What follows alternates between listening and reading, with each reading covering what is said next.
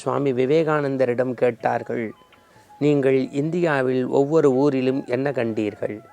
ஒவ்வொரு ஊரிலும் ஒவ்வொன்றை நான் பார்த்தேன். ஆனால் எல்லா ஊர்களிலும் நிரந்தரமாக இருப்பது திருக்கோவில் கோபுரங்கள். எனவே இந்தியாவின் ஆன்மா கோவில்களில் குடியிருக்கிறது. அதற்கு முன்பு எல்லோரும் ஜீவாத்மா பரமாத்மா ஒன்று என்றபோது ஜீவாத்மா வேறு பரமாத்மா வேறு என்பதை ஆதாரங்களோடு இந்த மண்ணில் நிரூபிய மாமனிதர்களில் ஒருவர் நம்முடைய மத்துவர். பூஜாய ராகவேந்திராய சத்ய தர்மரஜாய பஜதம் கல்பவருஷாய நமதாம் காமதேனுவே. எல்லாம் வல்ல இறைவன் திருவடி நிழலை சிக்கன பற்றி இன்றைய ஆனந்த ஆரம்ப நிகழ்வுக்குள் அன்போடு அழைத்துச் செல்கின்றோம். அன்பர்களே, நம்முடைய பாரத தேசம் பழம்பெரும் தேசம். ஞானிகளால், சமய குறவர்களால், ஆழ்வார் பெருமக்களால், பல்வேறு சித்த புருஷர்களால் நடந்து நடந்து உலக வரைபடத்தில் மன நிறைவையும் மகிழ்ச்சியையும் ஊட்டிய மண் இந்த மண். காஷ்மீரில் தொடங்கி கன்னியாகுமரி வரை நடந்த சுவாமி விவேகானந்தரிடம் கேட்டார்கள், நீங்கள் இந்தியாவில் ஒவ்வொரு ஊரிலும் என்ன கண்டீர்கள்? ஒவ்வொரு ஊரிலும் ஒவ்வொன்றை நான் பார்த்தேன். ஆனால் எல்லா ஊர்களிலும் நிரந்தரமாக இருப்பது திருக்கோவில் கோபுரங்கள். எனவே இந்தியாவின் ஆன்மா கோவில்களில் குடியிருக்கிறது. இப்பேற்பட்ட தவசீலர்களை, சமயம் பரப்பிய நல்ல மனிதர்களை அவ்வப்போது நாம் சிந்தித்து வருகின்றோம். அந்த வகையில் துவைதம் பரப்பிய மகாபெரியவர் என்று நாம் நினைக்கக்கூடிய, நம் நெஞ்சமெல்லாம் நிறைந்திருக்கக்கூடிய மத்துவரை பற்றி சிந்திக்க இருக்கின்றோம். இந்த மண்ணுலகில் ஆதிசங்கரர் உங்களுக்கு தெரியும், மகாபெரியவர் தெரியும், ராமானுஜர் தெரியும்,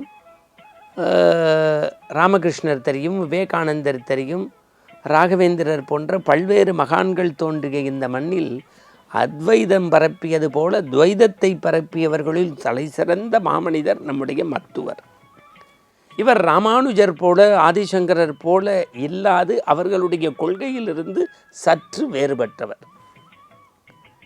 இன்றைய மைசூரில் இருக்கக்கூடிய தென் கர்நாடக பகுதியில், என் நினைவு சரியே என்று சொன்னால் 1118 இந்த மண்ணுலகத்தில் துவைதம் பரப்புவதற்காக தோன்றிய ஞானச்சூரியன், ஆன்மீக வித்து நம்முடைய மத்துவர்.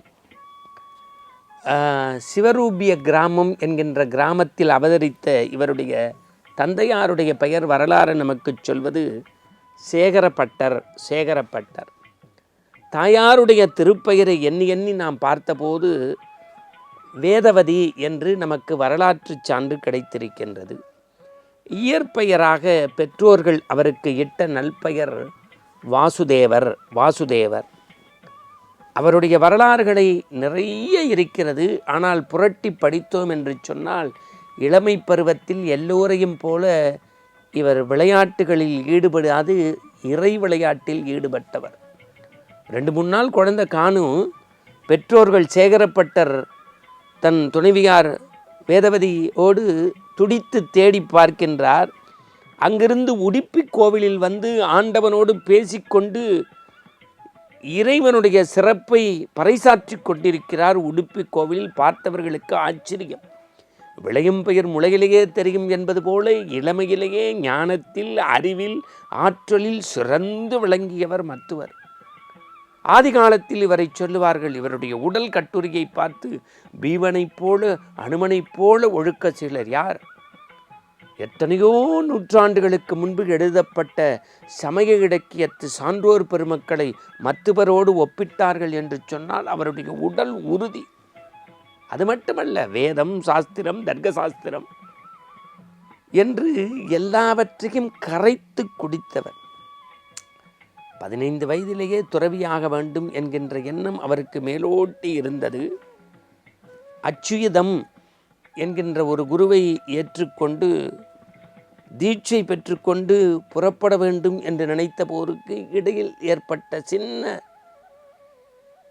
இல்லத்து அனுமதியின்மை, சங்கடங்களின் காரணமாக கொஞ்சம் தள்ளி வைத்து பிறகு ஒரு தேசாந்திரியாக புறப்பட்ட அவர் புரணன பிச்சங்கர் என்கின்ற பெயரோடு குரு சீடரோடு ஆனந்த தீர்த்தர், மத்துவாச்சாரியார் என்று நாம் கொண்டாடுகின்றோமே, அவர் தீட்சை வாங்கி இருந்த மடத்தில் குருவுக்கும் இவருக்கும் அவ்வப்போது கருத்து முரண்பாடுகள் வரும். சத்சங்கம், கருத்து என்றால் ஆரோக்கியமாக அர்த்தபுஷ்டியான விஷயங்களில் மத்துவரின் கோட்பாடுகளை ஏற்றுக்கொண்டு குருவை மிஞ்சிய சித்தியனாக அவருடைய கருத்துக்களை ஏற்றுக்கொள்ள வந்தார். காரணம், அதற்கு முன்பு எல்லோரும் ஜீவாத்மா பரமாத்மா ஒன்று என்ற போது ஜீவாத்மா வேறு பரமாத்மா வேறு என்பதை ஆதாரங்களோடு இந்த மண்ணில் நிறுவிய மாமனிதர்களில் ஒருவர் நம்முடைய மத்துவர். அவருடைய நூல்களை எடுத்தண்ணி பார்க்கின்றேன். உபனிடம், பகவத்கீதை, பாரதம்,